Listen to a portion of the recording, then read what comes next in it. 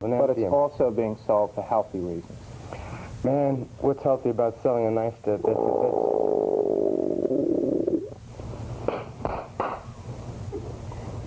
bits? Vicky. This is a guy that calls himself Dark Lord Blood, supposedly.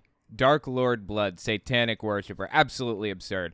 I've watched through a little bit of this video that he was in from 1987. From what I can tell, the dude's just a Christian troll. He's just trying to troll people. He shows up on this talk show called Best Talk in Town with Lola Roper, I think is her name. It's just a fear-mongering TV show, a fear-mongering episode where they wanted to freak you out and make you think that Satanists are around every corner, of course.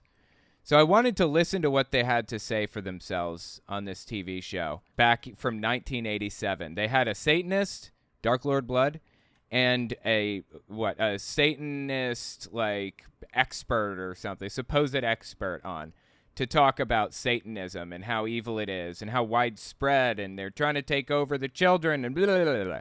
So let's listen, see what old Dark Lord Blood here had to say for himself, shall we? This is part 2, by the way. If you haven't seen part 1, don't sweat it. This stands independently of the rest. I'll give context if it's missing. Oh, and while we listen, we're going to play some Breath of the Wild, too. Hi, and welcome back. We're discussing Satanism and the occult this morning and some of the dangers that are lurking about. And with me in the studio is the Dark Lord Blood, who is a 7th-generation satanic worshiper, and also an author. No, he's not. 7th generation. 7th generation. I mean, really think about that. How long is that? Let's assume every parent had their child around 25 years old, right? That's about the standard. So that's 25 times 7. What is that? That's 275 years. This is 1987, so what are we talking? 25 times 7. Oh, I'm sorry, 175. My mistake, not 275. And then it's 1987 minus 175. So we're talking 1812 is when his first... No, that doesn't sound right. 7th generation. Is that right? Am I doing that math correctly? If each parent had the kid at 25, that'd be 1812. I got 1812 also. Okay. So I guess it is 1812.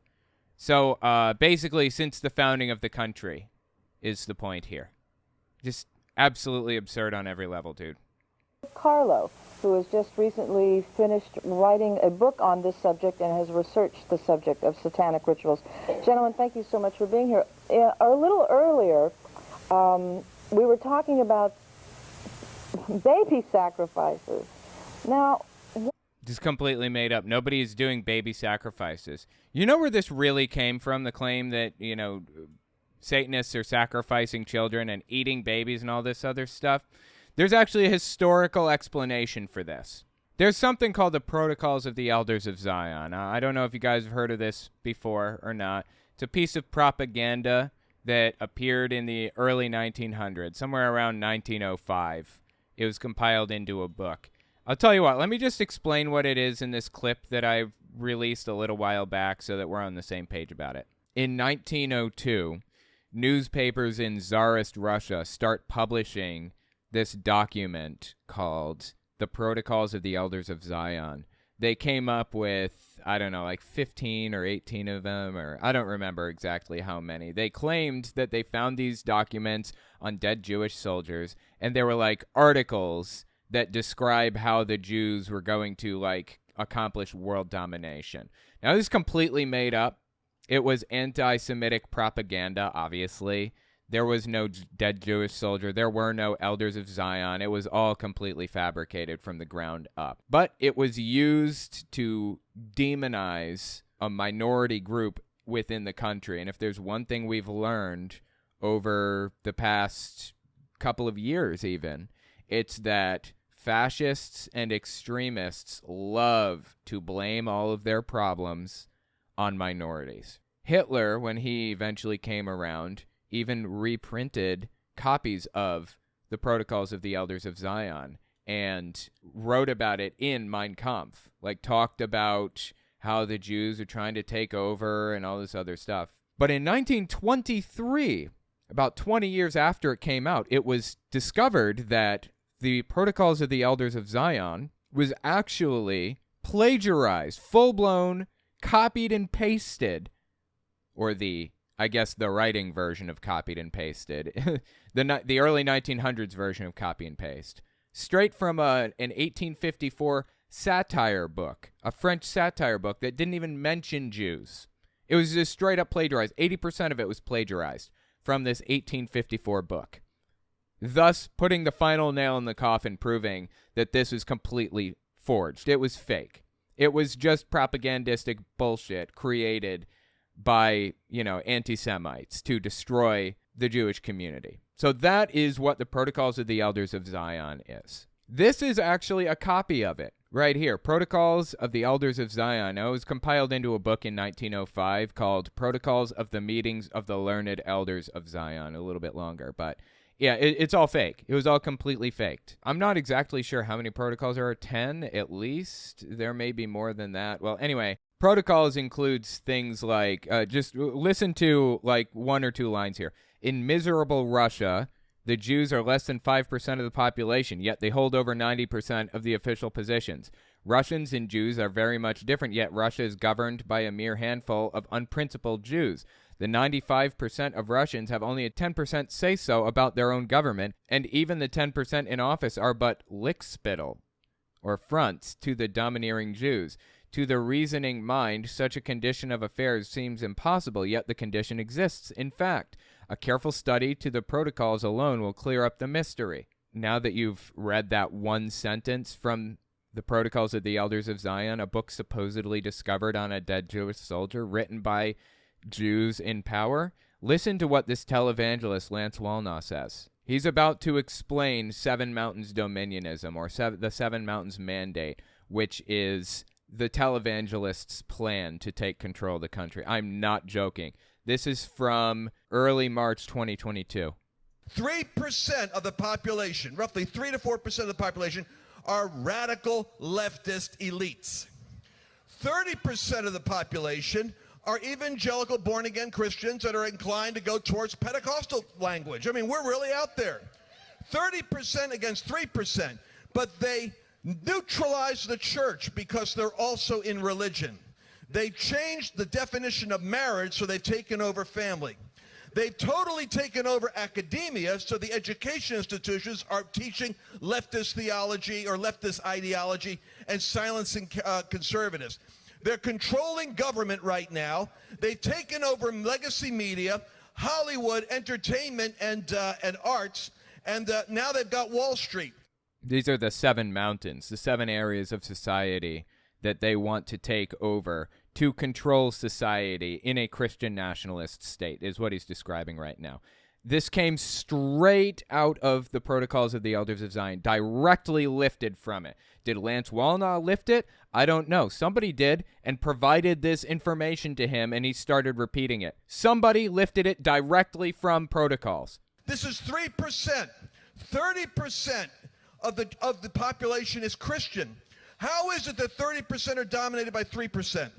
They have a worldview for bringing their kingdom here now. I'm dead serious. This came straight from Protocols. Jews are less than 5% of the population, yet hold over 90% of the official positions. Russians and Jews are very much different, yet Russia's governed by a mere handful of unprincipled Jews. I mean, you're seeing the similarities, right? There are other similarities. I can't find it at this moment, but there's another part that talks about Jews attempting to spread Darwinism and Marxism through society because they're wonderfully destructive ideologies. They're trying to spread them through society to destroy society. Does this sound familiar?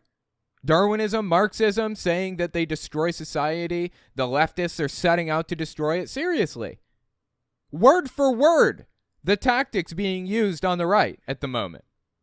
That's what Protocols of Elders of Zion is. That's what it's all about. That's where a lot of televangelists are getting their ideas from. Directly, I don't know. Setting out to deceive? I don't know. Are they even aware of this document? I have no idea. But it's copied word for word in some situations, and it's uncanny. Oh, here's another one. The idea that Jews eat babies, or that the elites drink adrenochrome from children. That's straight from Protocols of the Elders of Zion. QAnon is nothing more than a rebranded Nazi death cult. Every conspiracy theory you can come up with came from this document. The conspiracy theory that Jews eat babies or that they drink the blood of children, that's from Protocols of the Elders of Zion. The idea that they control the big banks and the media and all of the other stuff, Protocols of the Elders of Zion. It's from this document right here. The conspiracy theory that they try to cancel people that they don't like, cancel culture, Protocols of the Elders of Zion. It's all from this. The idea that Marxism and Darwinism are evil and that they're trying to use it to destroy society, Protocols of the Elders of Zion. It's all from this. Every conspiracy theory in the past 100 years that you can think of. The Great Replacement, where they're trying to bring in other groups of immigrants to destroy our culture and to outweigh votes and things like that. Protocols of the Elders of Zion. The conspiracy theory that Jewish people are trying to enslave the world or whatever other thing, it's all from this book. Dead serious. This is where pretty much all anti-Semitism stems from, or, well, I guess that's not exactly accurate. This is a compilation of all anti-Semitism from the past 1,000 years. It was all put into a book right here, and it was passed around Nazi Germany. And, get this, it was passed around the Middle East by the KGB in the 20th century, passed around in Iran and Saudi Arabia and all of the other Middle Eastern countries in that area, Egypt and all of them, by the KGB to make the Middle East hate Israel even more. That's at least part of the reason why Iran absolutely hates Israel and why they're Holocaust deniers. Or not Iran necessarily, but the leadership in Iran. That's why they're like that. Because the KGB passed these conspiracy theories around over the past 100 years. Thanks, past me. So that's the Protocols of the Elders of Zion, and that's the origin of the claim that Satanists eat babies, or that anybody does. It started as Jews eat babies, and then it moved to whoever I don't like. Satanists, atheists, Muslims, literally anybody. Anyone I don't like eats babies. Matter of fact, check this clip out from Pastor Mark Taylor. This is a little while back. There's a formula shortage in the United States. It was eventually resolved. But this is from late May 2022. Pastor Mark Taylor had this to say. He's a televangelist. He had this to say about the formula shortage. When politicians go to Washington, D.C., the District of Columbia, this is why they lose all wisdom. Columbia is another name for Baal, the District of Baal. They are working for and under the protection of the District of Baal, whose food source is the aborted babies. Do you think it's a coincidence that they are creating a food shortage for us? Did they know ahead of time that we were going after Roe versus Wade? They are going after our food sources because we are going after theirs. Beautiful. Which is the babies. The babies. Do you think it's... They live in like another reality, dude. I'm telling you. Insane! Like, everything about this is insane. So, anyways, they're still saying it. The right. They're still saying, the evangelicals are still saying Jews and atheists and Satanists and anybody else that they don't like is eating babies. They're still saying it to this day, right now, and they still believe it. This is not a new claim from evangelicals. So, anyway, let's listen to... what was it? Nola Roper, whatever. Continue on with the best talk in town. By the way, the name for that is blood libel. Avalon of Babylon mentioned that. I appreciate that. Yeah, it's called blood libel. If you've ever, I don't know if you've ever heard the term before or not, but yeah, that's the name for it. It was a very common accusation back in the day, during World War II. So common, in fact, that they even, gave it a very specific name. Anyway, let's keep listening. Baby sacrifices. Now, why is a human sacrifice Or, for that matter, an animal sacrifice so important? Well, It's not. It's made up. Nobody is doing this. when you're dealing with demons, okay, you have to offer them something in order for them to do your bidding, okay? Okay. Some demons require a sacrifice of a child. Some demons require the sacrifice of a worm. It just depends. I mean, you know, it goes from a minor demon to a major demon. Can we give them books or records or, you know, something else that is, I mean... I've done my best in my years of researching the occult and learning about it to work around sacrifice when I can, you know, when it all This is all completely made up. Nobody is doing this. possible. I've never and will never use a human sacrifice in any way for the occult, and I don't believe in sacrificing animals as a kind of grammar school for working up to human beings. In replacement or using as opposed to human beings, okay, if done in a Okay. sanitary fashion, okay, then I have no disagreement with him because I'd rather see an animal die than a human being. But part of the problem with what that philosophy is, why does anything have to be killed in order to meet an end that is self-serving? Interesting. Why should anything be killed to meet an end that's self-serving? Nice save there, because the Jews used to sacrifice animals all the time. To kill an animal for food and sustenance is one thing, but to kill an animal for quote-unquote magical purposes is what I think is wrong. And it's just a thin line between not to say that he does it, but people who prescribe to that. Well, then there's the argument, too, that so many religions, be it Satanism or even Christianity, in biblical times were up to sacrificing goats and things. Yes, but... of course, this is 1987. This is 1987, and part of the problem of what we're talking about now is it's very, very, very underground. A situation like David Berkowitz, he may have been a Satanist, but truly Satan... Oh, okay. So David Berkowitz is the guy they mentioned earlier. Wait, isn't it? The guy in the, like that we called a minute ago? The Jewish whatever? Community leader something something? So is he supposed to have been like an ex-Satanist or something? I don't know what the deal is with that. And people that do that are very secretive. They never leave bodies around. They go to great lengths to hide the bodies. They have access to crematoriums. I've heard of instances where they actually have portable crematoriums to get rid of the bodies. Wow, I've heard of instances. These are called weasel words, by the way. This is where somebody claims to have, you know, special knowledge that was given to them by some ambiguous unknown individual or group or whatever, and they just have to, you have to take their word for it, and that's the end of it. They can't show you the evidence. You're just going to have to assume that they're telling the truth. I've heard instances of means I'm about to completely bullshit everybody listening. That's really what that means. So he's saying that he's heard instances of Satanists bringing portable crematoriums around with them to dispose of bodies that they sacrifice. Give us some evidence. I'll take literally anything. Show me a pile of ashes at somebody's house that has, that hints at the idea that it might have once been a human. Show me some evidence that anybody is a Satanist. Literally anybody. I'll take anything. If there is no body, as such, there's no crime.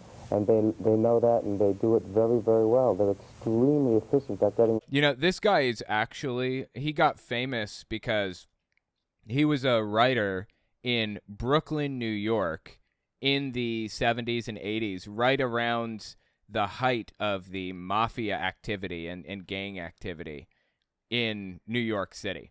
And he, of course, his name's Carlos. Of course, being Italian, or at least not fully white, he had, connections to these people. Like, they had a higher level of respect for him, some of the mafia families. So he made a lot of money writing a book about the families, the 5 families in New York City, which is like the, the gangs and the mafia and stuff like that. That's how he got famous.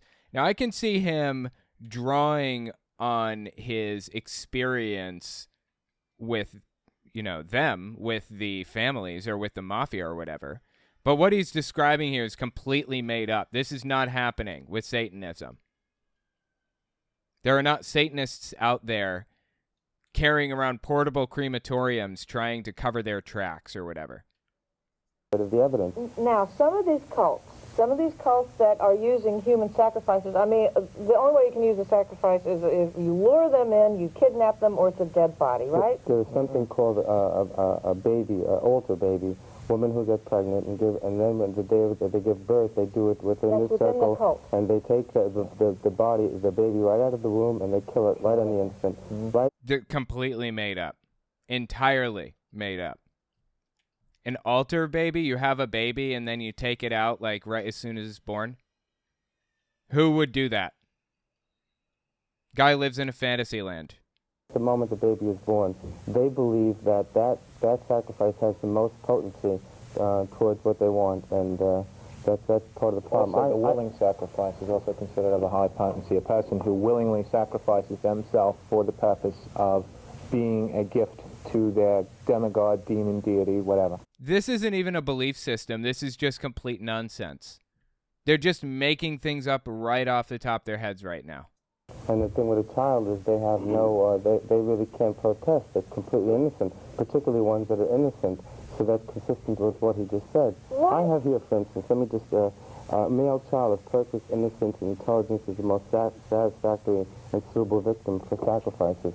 And this is from a book that's being sold in bookstores. And there are a lot of people who, for whatever reasons, have these inclinations. And when things like this are available, it only lends towards it making it worse.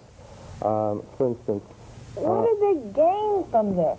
Nothing. They gain nothing because it's fabricated. What does a Satanist gain from power, finance, social position? Many of you Satanists are Fortune 500 company members. That's the truth. Upstanding, respectable members of your community. Part of the problem is... Yeah, see, that's actually a pretty common claim, too. In fact, that claim's still happening to this day.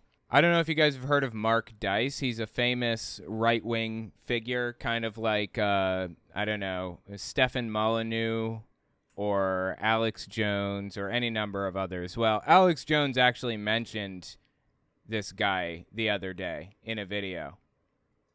Let me find the video. Give me a second here. This is the one. Yeah. Check this out. Here it is. This is this is Pastor Dave Scarlett on the left. He's a complete nutcase. I don't even need to get into him. But he had Alex Jones on his show. Listen to what he had to say. This is from mid-February 2023. I've been a Christian since I was young, born again when I was younger, been worldly, had a lot of problems. I'm not perfect.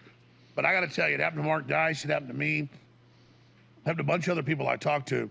Before you're offered a national TV show, before you're offered a major record deal, they get you in a room and they say, listen, we want you to reject Jesus Christ and pledge yourself to Lucifer. Completely made up. And of course, he's not going to provide proof. I mean, there are people in the industry who would deny it, but to them, he would say, well, you're just lying. Simple as that. And it was an off-record meeting with me when it happened. It happened twice. Mark Dice tells the story because it wasn't an off-the-record meeting. It was with the largest reality TV show production company out there. And it happened to Mark Dice. When he told me about it, I believed it because it happened to me. It's happened to Eric Muller, Mancal Muller. It's happened to a bunch of other people I know. And you're sitting there. I bet, totally. In a meeting with people in a high-rise building around an office table, and you're like, are you kidding? They're like, no, we're very serious. And we need you to reject Christ and pledge yourself to Lucifer. And I tell viewers that story, 20 years ago, and they go, that's insane. No, that really happened. See, people will believe him, too. His audience will believe him when he says this. This is by no stretch of the imagination the only example of somebody high-ranking saying something like this, like Alex Jones. Perry Stone said something like this, too, almost identically. He's a televangelist, prosperity preacher type of guy. Absolutely terrible in every way. But let me see if I can find that video. Hang on. It's here it is. Yeah, here we go. This is I haven't actually maybe I've watched this clip once on air, years ago, but this is 2018, mid-June. Listen to what Perry Stone had to say. This is from a DVD set that Perry Stone released. This was never even hit TV. This is never public, really, except for, like, the bargain bin at Walmart DVD set. Check this out. Under the Obama administration, I received a visit from a gentleman who is a billionaire. Don't trust a word out of this guy's mouth, by the way. And he's from a country that he is involved with a business. He has a huge factory in Germany, and he is involved with the business. And he actually came to me, and this is a little bit humorous. Y'all will laugh, especially my partners. I bet. Because he thought I knew President Obama personally. And I'd love to meet any president we have. I don't care if it's Obama. I mean, he's the president. It's an honor to meet any, but would y'all agree with me? It's an honor because of the position. I'd meet the Pope. My goodness. I mean, someone said, well, I don't know about, no, see, that's the difference between me and you. That's why God don't open any doors for you. That's why God opens doors for me to meet world leaders, because I'll just talk to any of them. Come on, you can't help somebody unless you're in their life. You can't speak to them unless they know you.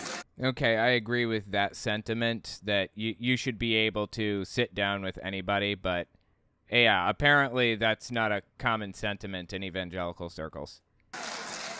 But anyway, it was kind of humorous because he said, do you know the president? I said, I'm sorry, I don't. He said, oh, well, I see you on TV all the time, and I see you in Israel, and I thought maybe you could help me. And then he began to talk to me. He said, I am a man that my country owes me $700 million. I bet. And he said they owe me because of a system that I put into that country. And the guy with him said, look, this guy's not blowing smoke here. I've known him for years. This is the real deal. And he was going to do some business work in the United States, and he just wanted to try to see if he could have a meeting to talk about how he would be able to help the United States. But he said something to me that I will never forget, and this is going to probably amaze some of you. We began to talk about world leaders and world leaders that he had sat with, and he said something to me that I had never heard in my life. He said to me, he said, you'd be shocked how many of the world leaders, especially in Europe, are Luciferians. Totally. Luciferians. Yeah, absolutely. That checks out. We call them a Luciferian or Luciferian. And I said, I have never heard that term before. Now, if you go to the internet and look it up, it gives you this information, but it's a little bit hokey because this is a secret cabal of people. Cabal. The word is cabal. The root word for that is Kabbalah. It originated with Jews. The claim is that Jews controlled the world in a cabal, like a group of people that pulled strings like puppet masters. And I said, well, you're going to have to explain to me what a Luciferian is. He said, these individuals are from the Catholic and Orthodox background, so they have a Christian background when they were raised. Yeah, but Catholic and Orthodox, in these guys' minds, it equals evil. But as they got older and were educated in the universities, they had a twisted concept of Lucifer or Satan. And they said they read a verse, somebody said one of their leaders a long time ago read a verse in Luke where Satan was tempting Jesus and said, bow and worship me and I'll give you the kingdoms of the world, for they're delivered to me, and whosoever I will I give them. And he said they looked at that verse and said, wait a minute, Satan owns world kingdoms. So if we associate ourselves with Satan and we give our allegiance to him, he has the power to give us the world kingdoms, to give us countries and nations, and to make a lot of money. So basically he's trying to convince his audience that Satan promises wealth and power to people, and that's why everybody in power is a Satanist. Simply absurd on every level. Said they don't view Satan as a fallen angel or a bad person. They view Satan as someone who got a bum rap. And he said, what really shocks me is I go to state dinners with a handful of these real high-level business people in some of the nations of Europe. Here it comes. This is the Alex Jones claim. And the guests will say, shall we arise together and pray to our father Lucifer? And I said, this really happens? He says, it absolutely happens. And he said, Notice this is a second-hand account, right? So this isn't something Perry Stone experienced. This is something that Perry Stone's friend, or not even friend, but somebody that Perry Stone knew supposedly experienced and is now telling Perry Stone about. Like, how many degrees of separation are we at here now? And to back it up, Perry Stone claims that this guy had somebody with him that convinced him that he'd never met him either. He convinced him that he was telling the truth. Like, it's all completely absurd, all of it. Frightens me to no end because I'm a believer and I bow my head and pray to the name of Jesus. But he said, I know for a fact that there are people in high places who have dedicated or given themselves over to Lucifer, thinking he's not a bad angel. God gave him a bad rap because he's jealous of him, and he has the authority over the nations of the world. So if you're going to be a world leader and have an effective leadership, then you're going to have to somehow in some way align yourself in the allegiance of Satan. Simply absurd. So the point here is that this is not a new claim at all. This claim's been floating around for years and years and years, decades. People have been doing everything they could to convince gullible suckers that this really is happening, that there really is a Satanist cabal out there trying to control everybody. I believe that these people just use what they're doing as an excuse for essentially what amounts to sexual perversion and debauchery, and they qualify it by calling it a religion. And that's absolutely what I'm against. I'm for the religious practice, okay, thereof. Okay. Say worshiping evil, Satan, deities, but not for the the uses. Okay, let's go to our audience. What's your name and what's your Oh, God, we've got questions from the audience now. This is bound to be interesting, right? question? My name is Lahab. I'm from the nation of Israel. And the question is concerning religion. I have a statement I'd like to make concerning religion. Okay, if it'll be very brief. It'll be very brief. This is God's word for people who claim to be religious and use these occults. Okay, go ahead. Okay?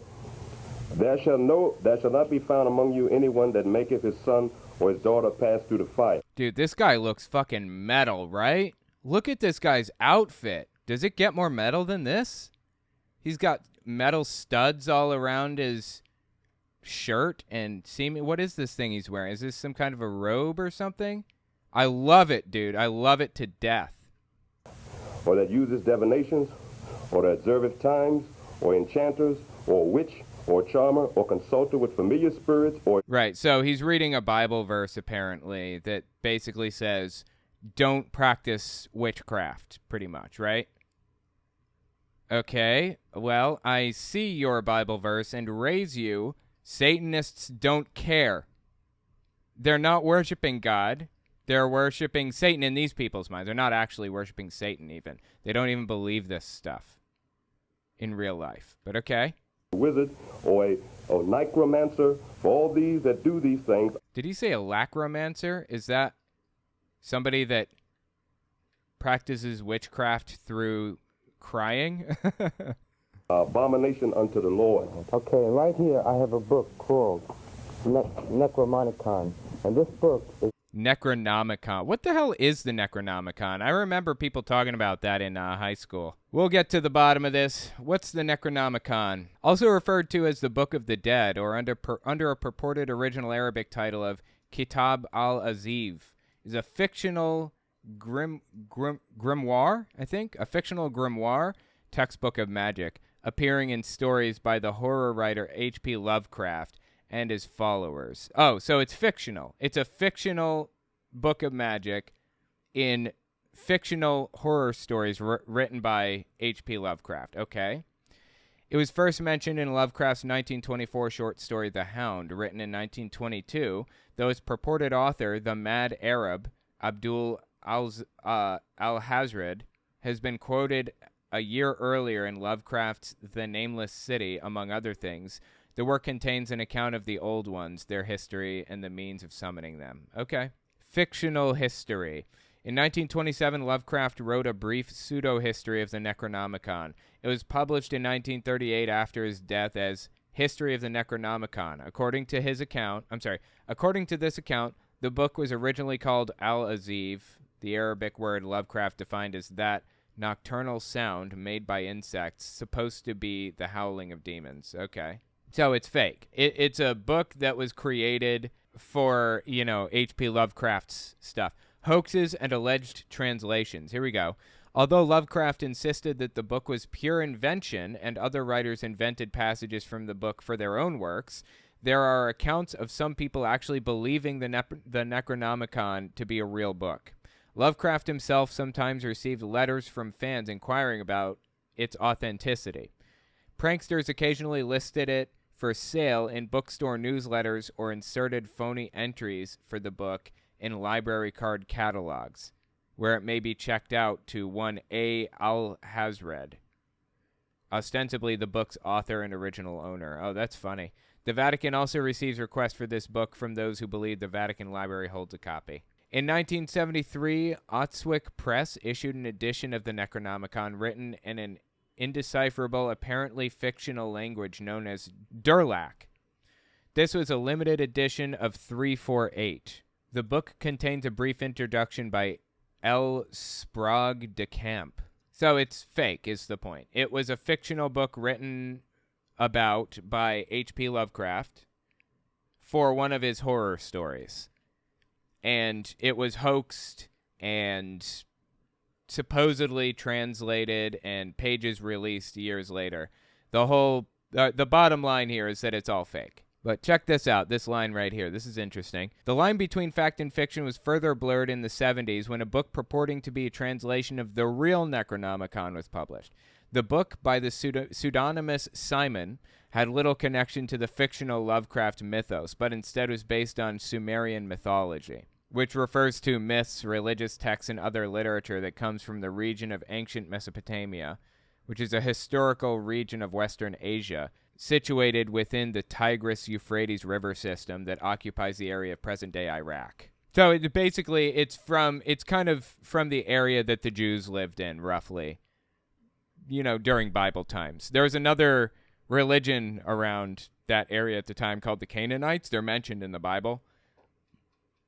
They have a whole pantheon of gods that the Israelites stole from. Yahweh was their god of metallurgy. The Elohim were the collection of their 12 gods that they had created. That's Sumerian mythology. So anyways, this book, this version of the Necronomicon, dubbed Simon Necronomicon, was based on Sumerian mythology, on the Canaanite gods and stuff like that.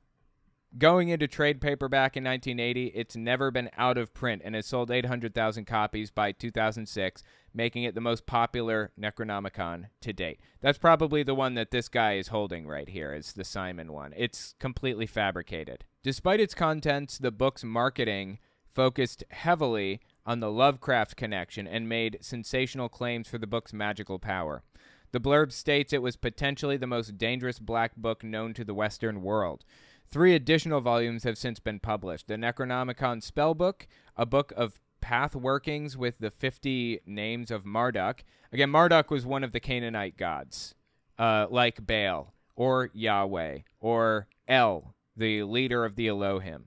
I think there are like 12 others. Anyways, it says, a book of path workings with the 50 names of Marduk, dead names, the dark history of the Necronomicon, a history of the book itself, and of the late 1970s New York occult scene, and the Gates of the Necronomicon, instructions on path working with the Simon Necronomicon. A hoax version of it, edited by George Hay, appeared in 1978 and included an introduction by the paranormal researcher and writer Colin Wilson. David Langford described how the book was prepared from a computer analysis of a discovered ciphertext by Dr. John Dee. The resulting translation was in fact written by occultist Robert Turner, but it was far truer to the Lovecraftian version than the Simon text, and even incorporated quotations from Lovecraft's stories in its passages. Wilson also wrote a story, The Return of Loiger, in which the Voynich manuscript turns out to be a copy of the Necronomicon. Okay, so there you go. It's been hoaxed a billion times. It's not real. It's just a fictional book from H.P. Lovecraft, basically. Knowing is half the battle. So anyways, this guy's got a copy of the Necronomicon, likely the Simon version, which, again, is a hoax. So, yeah, let's keep listening. Called Necronomicon. And this book... Necronomicon, he says. The Necronomicon is actually a detailed account of how to work with dead bodies. Eat them. I've seen rituals involving this. You know what's really sad about this? It's not that there's a book out there that describes how to work a dead body. It's that there isn't a book out there that tells me how to work your mom. That was really hard to figure out on my own. Dead bodies? Absolutely. Have you really? Mm-hmm. They do No, not really. It's completely made up. that. This is what these people do. Here's a book telling how they to do it. dissect the person and just eat the parts of the person. Whoa, where did This is completely made up, dude. This is sad. they get these bodies? Anyway, they got them from morgues, funeral homes, unclaimed bodies. They buy them from poor people in upstate New York. Right. And there are people who work within the system who sell the bodies. And for instance, if an unclaimed body comes into a morgue and no one claims it, and somebody comes along and says, I'll give you $500 for that body, it just goes. And that does happen. I've heard that from police. I've heard that from police. Yeah, convenient he's not giving us a name of the police so that we can find out ourselves, right? This whole thing is completely made up, like literally all of it. They look for bodies that died a violent death, though, because they're supposedly the more evil spirit or whatever, the more accomplished spirit. Come on.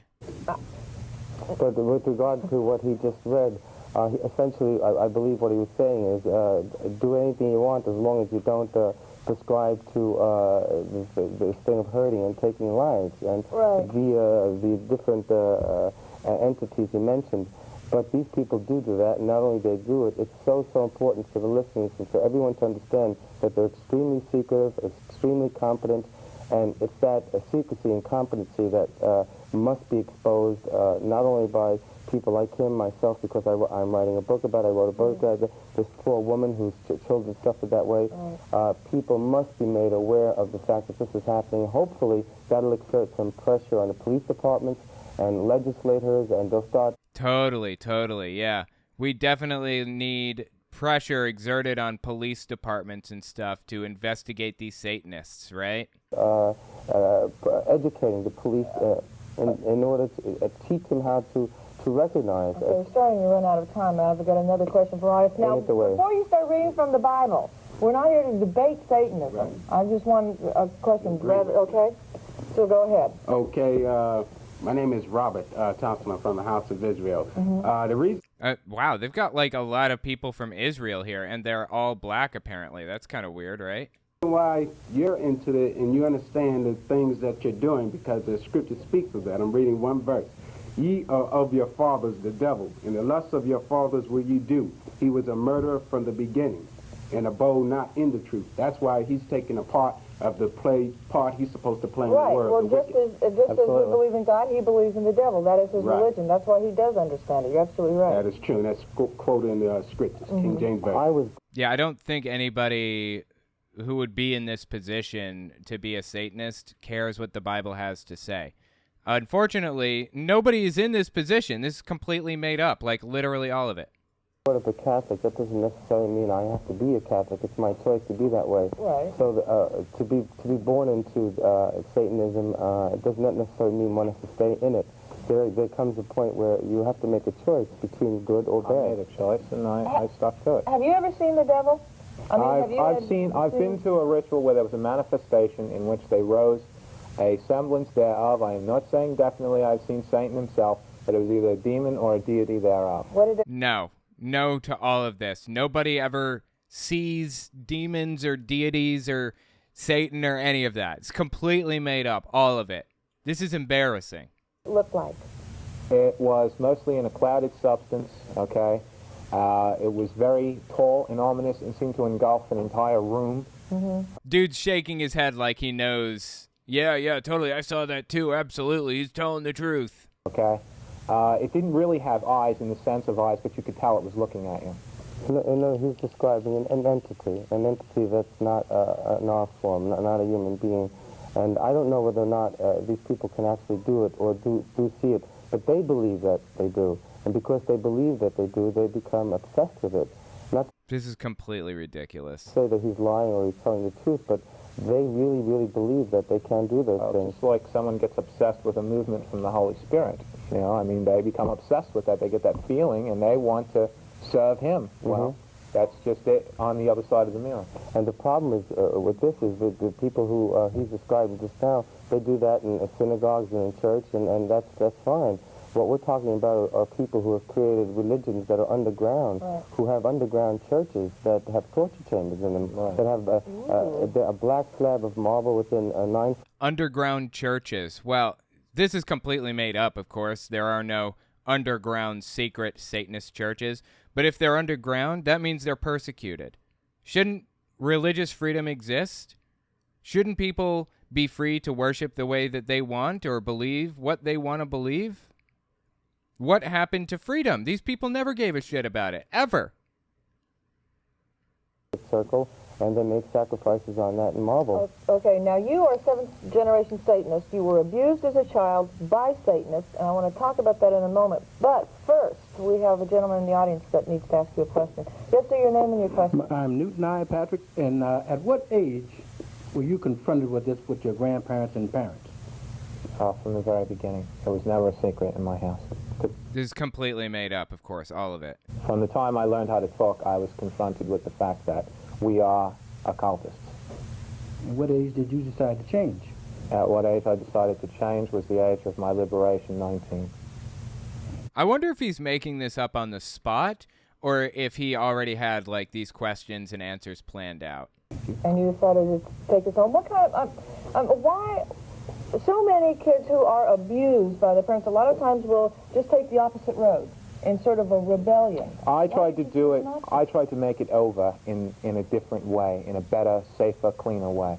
Because I believed in some of the things, okay? For example? Like, I believe in being moved by spirits, be they evil or not. I believe in astral projection. I like those things. Those things have a fascination for me, and I want to study them and enjoy them to their fullest. And he has the right to do that, but he has no right to force those beliefs on someone else.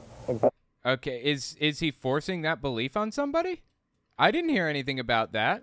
He says he has a right to do that, but he can't force it on someone else. When did this guy ever say he's forcing a belief on somebody? Did I miss something? He may not be forcing his beliefs on others, but they do that.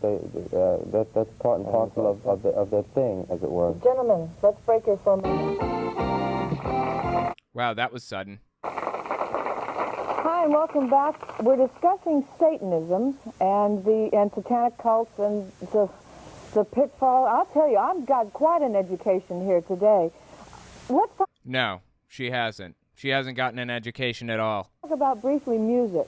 Everyone says the work of the devil is in rock and roll. How true is that? Well, the thing that's interesting about that is... how true is it that rock and roll takes... Okay, interesting question. Let's hear the answer. That is, music as such is harmless, but... music itself is harmless, okay? A lot of the groups are building their sound, their images around devil worship. I have here something, for instance, which is not really good for kids to see. You know? You should write the Necronomicon. Yeah, that would be good. The Necro Your Mom Con. Necro Your Mama Con. That'd be good. I can't get over the how to work a dead body bit. It's hilarious to me. Makes the Necronomicon sound like it's a training pamphlet for morgue attendants, right? I know. That's funny. I've never read it. I didn't even know until recently that there was like a copy that you could even buy. I knew about it because in high school people talked about it, you know.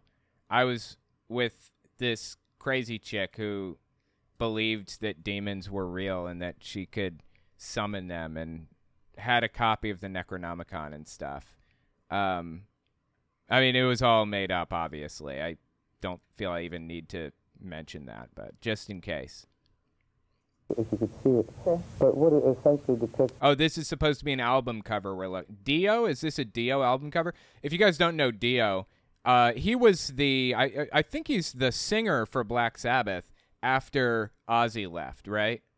And then he went on to do his own solo career, Dio did. He's got some good stuff. Zakk Wylde was the guitarist for Ozzy Osbourne after he left Black Sabbath, and Zakk Wylde's got his own stuff too, called Black Label Society. Oh my god, dude, I love that stuff.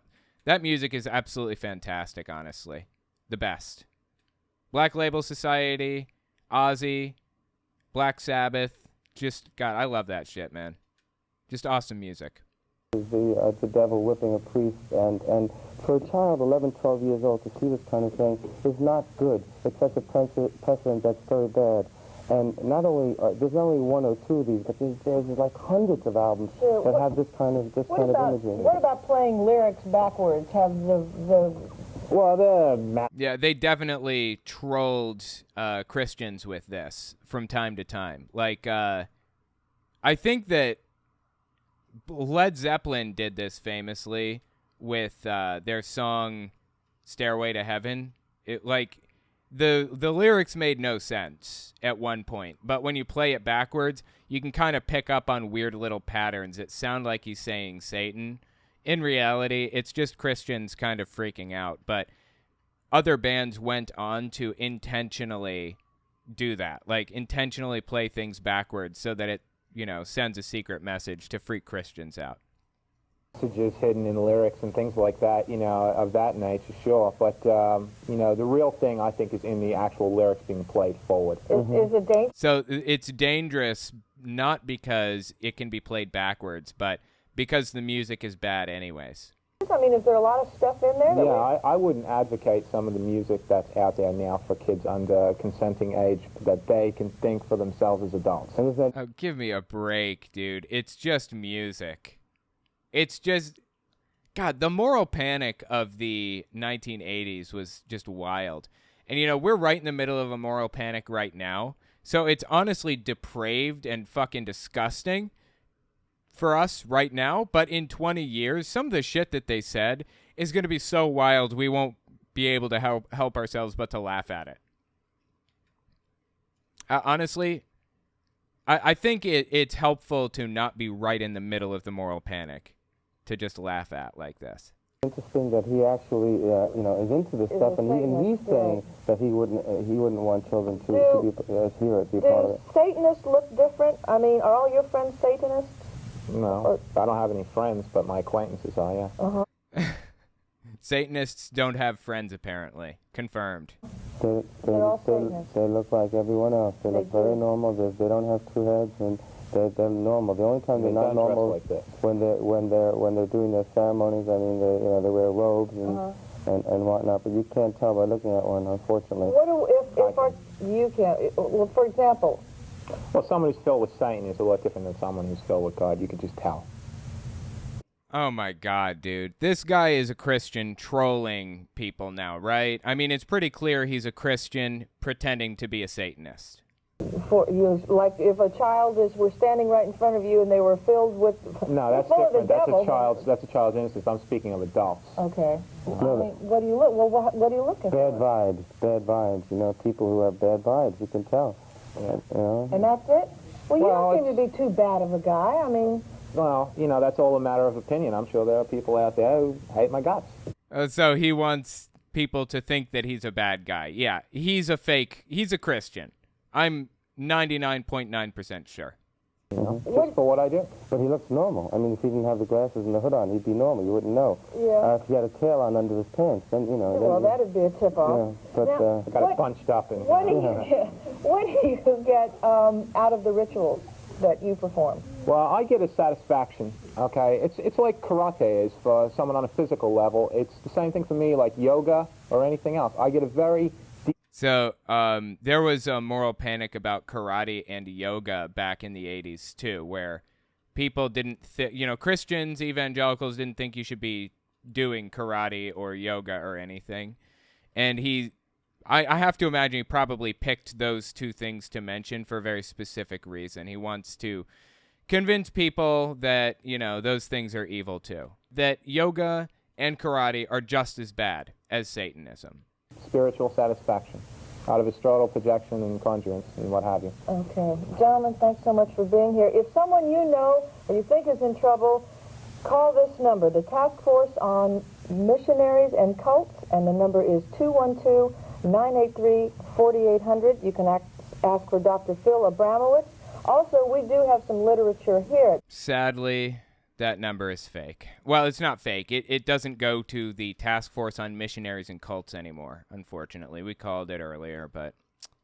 Man, I was really hoping to talk to somebody from the Task Force on Missionaries and Cults, too. What can you do, right? Best Talk in Town. You can always write or call us here. Senators and congressmen, I'll tell you, we have to do another... Senators and congressmen, she said. There are senators and congressmen out there who are Satanists secretly. Really, does it get any more absurd than this? Come on. It's like a parody of itself at this point. On this. Thank you for being here. I'm Nola Roper, and this is the Best Talk in Town. Ooh. This haircut. And now the guy's laughing. You catching this? He's laughing.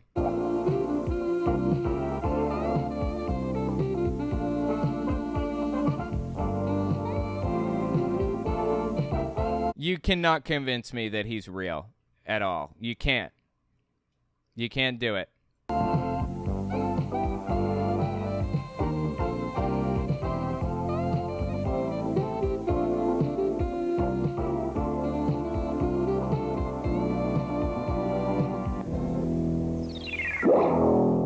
Such an 80s TV show, right? Absolutely crazy, man. I don't know. Let me know what you think about it in the comments. I was fascinated by that. I mean, it's so useful, in my opinion, to compare it to what's happening today, because we're experiencing the exact same thing right now. It's just happening over the trans community rather than Satanism. These videos were really popular with my youth group in the 80s. VHS tapes plus no internet to do your own research made it easy to spread this nonsense. Oh, absolutely.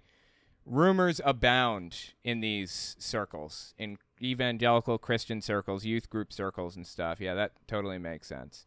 Absolutely nuts, dude. My God.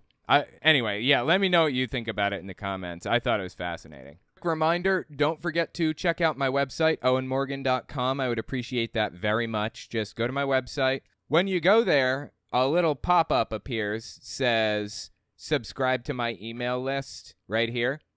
Just give me your name. It's optional. And give me your email address. And you will get access to early, complete, some ad-free videos every single week. You can also check out the website itself for some of this stuff. Like if you want access to ad-free videos or whatever. And it's, you know, it's an aggregator. So you can look at all videos released the week of February 26th. Just click that in the sidebar there. You can look at all of my main channel's videos. You know, March 5th, the week of March 5th, it lists every video released for that week that's up here so far. So go to my website, sign up for my newsletter, and yeah, access early stuff that's ad-free. Pretty useful.